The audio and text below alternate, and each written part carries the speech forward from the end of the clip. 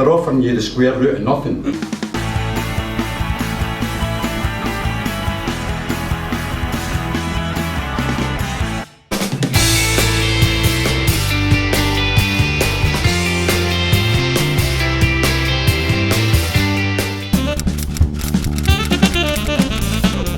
It's a watershed moment. Trust me, this is a watershed moment. We are not dealing with the Royal Mail of the past. We're not dealing with the Royal Mail of the 70s, of the 80s, even of the 90s or the 2000s. We are now seeing the true reality of privatisation. You know, when we were out before, maybe in the first couple of years after, we said privatisation's had something of a soft landing.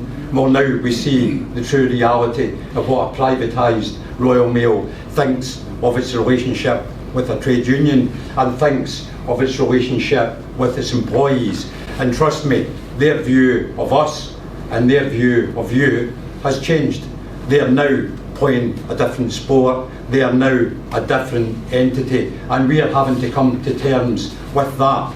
And that's what makes this different. We've been in difficult disputes before. 2009, they took executive action, we pulled them back. 2003, and you know, dare I even say the words, we had a no vote. And the very famous instance where Billy Hayes and Dave Ward at the time as the GS and DGS got summoned across London. It would have been to Old Street at that time, where the then HR director, a guy called Tony McCarthy, basically threw a document across the table and said, the world has changed, sign that. Well, we pulled that back.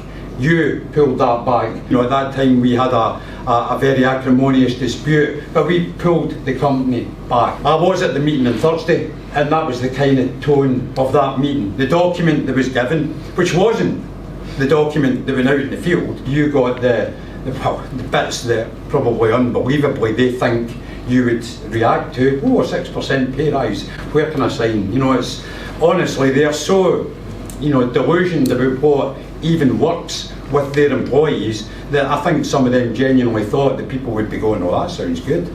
That sounds, you know, the union are talking rubbish. Now, what they're offering is 6%. Well, I'll tell you what, they're offering you the square root of nothing. Because everything that they've offered, I did tone that down there for a second, everything they've offered is dependent on their plan delivering every aspect of what they want. So one, your trade union would have to say everything that we negotiated, not just in the 4 pillars, but in almost every agreement before that, we now abandon, we now step back from and agree with everything that the company wants, and they don't want any of that. As far as they're concerned, that agreement's gone. Stick it in the bin. They want a new, all-encompassing agreement covering every aspect of the way that we organise, the way that we deal with the company, the way that change would happen. They want all of that changed. They want a new IR framework, one that works quicker for them, one that I suppose what they're doing just now with the executive action, paying lip service to the IR framework, basically just saying, we'll meet you, we'll agree not to agree, and then we'll deploy what we're going to deploy. They want that, but they want to do it faster.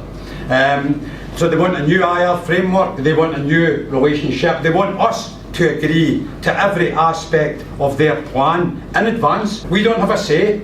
That agreement said that we would jointly shape the future. That was a framework for a shared mutual interest vision for the future of Royal Mail and Parcel Force. We would have to sign up to every bit of their vision. And for reasons that Mark said, and I'll cover off as well, we don't believe that their vision makes sense. Even if we were in a position where they were offering a legitimate pay rise, we would still say, we don't believe that you've got it right. And for some of the reasons that Mark covered off, and it's very important, I will reiterate some of them, because it's absolutely important that we understand this, because this is the fight of our lives.